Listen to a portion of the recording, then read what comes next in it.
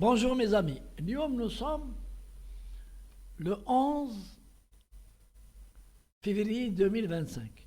ونقرا في الوطن تاع le 6 février.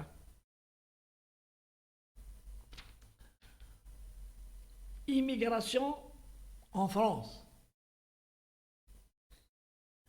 La France, notre pire ennemi, par le fait du niveau élevé de racistes, lesquels français.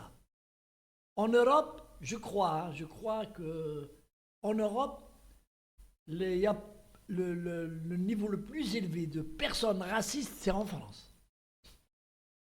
Notamment par le fait de la percée du Front National, mais il y a beaucoup de gens,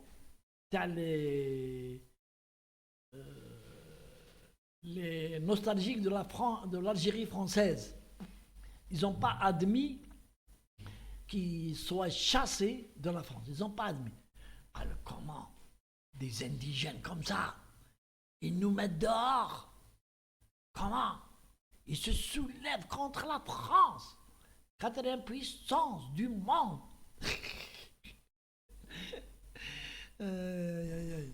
Boumediene, il ne faut pas oublier ce qu'a dit Boumediene, il y a les Françoises. Boumediene, il a dit, elle est déjà la France, hein. Quand il parle du Nord, il parle de la France. Nous n'avons pas besoin de faire la guerre au Nord. Le ventre de nos femmes se chargeront de cette mission. Qu'est-ce que ça veut dire? Ça veut dire que il y aura des Algériens qui vont venir, soit légalement, soit illégalement, des clandestins, et ils vont épouser des Françoises, ils vont les engrosser, et on va en sortir un Mohamed, qui va devenir ministre, Mohamed, et des autres. Et il n'a de français que le titre. Mais en réalité, c'est un Algérien. Alors, je lis sur l'article en question, que vous avez vu avec moi, titre de séjour et expulsion en hausse en 2024. Ça, le titre, il est ambigu. Il ne donne pas de chiffres. Mais moi, j'ai à peu près les chiffres. On va parler des entrées, des invasions, et comme l'a dit le Premier ministre français, submersion. Submersion. Il a utilisé ce mot au sein de l'Assemblée française. Et tous les Français encore naïfs, ils ont dit, qu'est-ce qu'il utilise ce mot raciste, submersion? Il n'y a pas de submersion. Eh non, il y a une submersion. Titre de séjour. Selon les chiffres que j'ai de la part de sources françaises, il y a 339 000 accès en France légalement, avec les visas. Donc avec les visas, et ils sont restés en France. Il y a 130 et quelques mille de réfugiés politiques, de dossiers, de personnes qui sont venues, soit légalement, avec des visas, soit illégalement, et ils ont demandé l'asile politique. Et ils leur ont accordé. Ça veut dire qu'il y a à peu près 500 000 entrées chaque année en France. Alors, si ce n'est pas de la submersion, c'est quoi? C'est de l'invasion. L'invasion arabe, qui a été arrêtée par Roland et du côté de Poitiers à l'époque. Voilà qu'elle a recommencé. Et il y a des invasions des temps modernes qui réussissent. Par le fait des lois qui ne sont pas adaptées à la situation. Les lois européennes. Parce que la France ne peut rien commander sans l'Europe. C'est l'Europe qui décide de la politique de l'immigration. Donc, il y a 500 000 personnes qui rentrent en France chaque année. Et en ce qui concerne les expulsions, elle est en hausse, c'est vrai, mais elle demeure à 24 000, à 2024. 2024 expulsions en une année, 2400. Les OQTF, 2000. Et pourquoi il y a... Alors que normalement, les OQTF, rien que pour l'Algérie, je connais que le chiffre des Algériens OQTF, c'est 5700.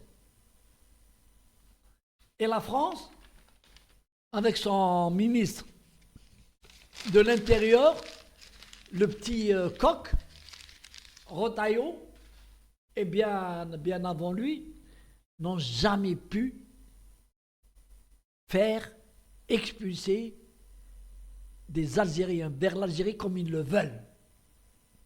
Pourquoi? Parce qu'il y a les Harragas sont plus intelligents que l'État français. Les Harragas, les Harragas algériens sont plus intelligents. Quand ils viennent en France, ou en Espagne, ou en Italie, en Europe, dès qu'ils arrivent, ils mettent les pieds sur le sol européen, ils déchirent leur passeport. Ils le déchirent. Pour que le jour où ils soient arrêtés, l'État qui les arrête pour immigration clandestine n'arrive pas à les faire admettre à l'État d'où ils viennent, parce qu'ils ne le savent pas. Les Algériens ne disent jamais nous sommes des Algériens. Quand ils posent des questions à un Harrag algérien, il dit je suis émirati, qatari, libyen, tunisien, marocain. Il ne dit jamais algérien. Donc, il n'y a aucune façon de le prouver. Sauf, il y a ce qu'on appelle l'entretien. Il ramène un spécialiste de la langue algérienne, un interprète, qui va essayer de discuter avec le principal concerné par l'expulsion pour le faire parler et de façon à détecter qu'il est algérien. Alors que le jeune Harrag discute avec l'interprète, comme tous les Français, ils sont naïfs, il discute avec lui en libyen. Et comme quelqu'un m'a raconté, allô, mais d'où vous êtes? Gallo, je suis de la tribu de cela. Il lui indique des tribus qui n'existent pas. Il lui dit, je suis de la tribu, ceci, c'est notre langage. Vous ne parlez pas bien les... alors, bien sûr, on ne parle pas. Il y a plus de 26 langues, dialectes libyens. Et l'interprète ne trouve rien à dire. Donc, 2400 expulsions, c'est tout. Et l'Algérie, si vous n'arrivez pas à prouver avec des documents, l'Algérie vous demande le temps de faire des recherches. Le temps des recherches dure généralement 1 an, 2 ans. Et l'Algérie ne répond pas, même pas aux Français. Alors que une année, et donc en 1 année, 2 ans, le Harrag, il a eu le temps d'être libéré parce qu'on ne peut pas le mettre dans un centre de rétention plus de 90 jours. Pas plus. 90 jours, ils sont libérés, ils sont obligés de le libérer. Parce que ça coûte cher. pour l'État français de faire de laisser les haragas dans les centres de détention. Ça coûte, je crois, je ne sais pas combien d'euros par jour, par harag. Alors, le harag, il sort, il trouve une Françoise, il se marie, il régularise sa situation, et il devient François. C'est comme ça. Et la France, la pauvre France qui a adhéré donc à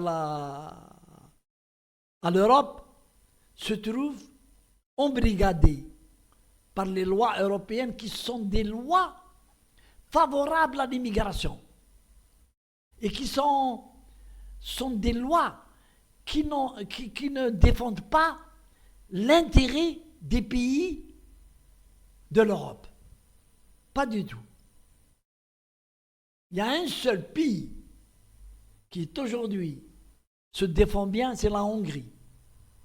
C'est le seul pays.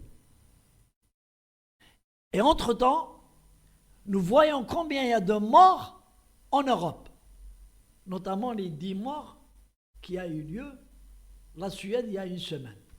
Plus les jeunes filles, les 3 jeunes filles qui ont été assassinées en France il n'y a même pas 20 jours. 3 jeunes filles, collégiennes. La dernière, elle a été tuée par un Okitiev à coups de couteau pour lui enlever le téléphone. Donc la France, elle est en danger aujourd'hui, elle est en danger. Elle est ligotée par d'abord les lois européennes, ensuite les lois françaises. Vous vous imaginez? Les lois françaises sont appliquées par les juges et qui contrarient les politiques en France. Nous avons vu le cas de notre cher ami Boualem, l'influenceur, que Rotaillot voulait jeter en Algérie. Il se retrouve de retour, libre du tribunal, indemnisé, je crois qu'il a été indemnisé par le tribunal, 1600 € là, je ne sais pas combien.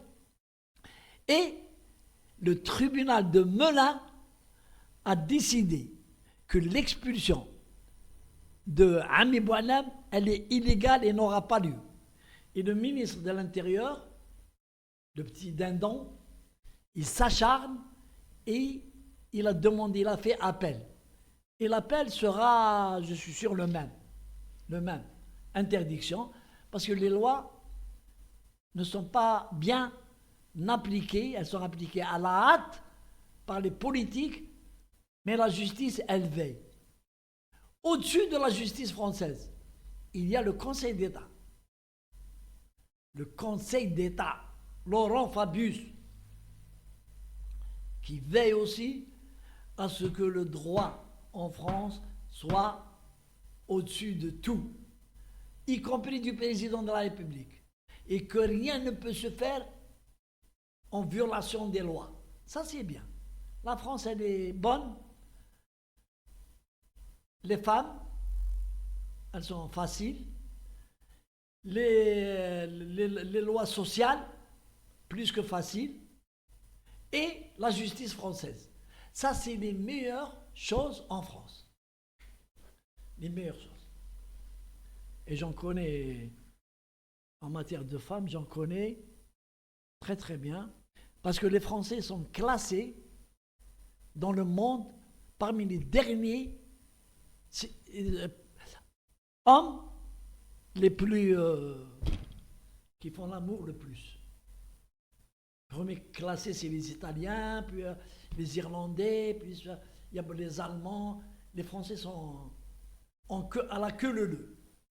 Et c'est pour ça que les Français, les Françaises, les Françoises s'intéressent aux immigrés. C'est pour ça, surtout les Noirs, les colosses. Et je vais vous raconter une histoire vraie qui va vous donner le temps de méditer. Dans un village, il y avait 8 Africains, des colosses, bien bâtis et bien montés. ils travaillaient dans l'agriculture dans un petit village en France. Mais ils n'avaient pas de papier. Et arrive la décision d'expulsion. Les services de sécurité sont venus pour les expulser. Qui les a défendus? Toutes les femmes du village. Beaucoup plus les vieilles et les grosses. Elles ont fait elles ont fait une manifestation, hein, et elles ont fait avec des pancartes pour interdire leur expulsion. Et il a fallu beaucoup de négociations et de temps pour les expulser. Mais pourquoi les Françoises, les grosses et les moches et les vieilles? C'est parce que elles avaient des matières la nuit. Le jour, les ouvriers noirs travaillaient sur les champs, et la nuit, elles sont là pour mesdames. Mesdames leur donnaient aussi un peu d'argent. Et chacun trouvait son compte. C'est pour vous dire. Eh ben, allez, sur cette bonne histoire, allez, merci, un salut.